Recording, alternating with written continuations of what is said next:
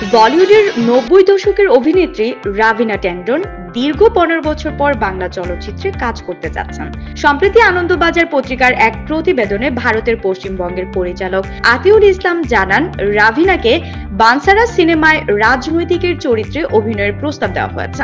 আর তিনি আমার প্রস্তাবে সায় দিয়ে বানসার চিত্রনাট্যকে প্রশংসাও করেছেন।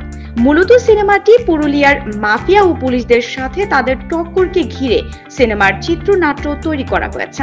সিনেমার মুখ্য চরিত্রে অভিনয় করবেন বনি সেনগুপ্ত ও অপরাজিতা আঢ্য। সবকিছু ঠিকঠাক থাকলে চলতি বছরের দুর্গা উৎসবে সিনেমাটি মুক্তি দেওয়ার কথা ভাবছেন পরিচালক ও প্রযোজনা সংস্থা।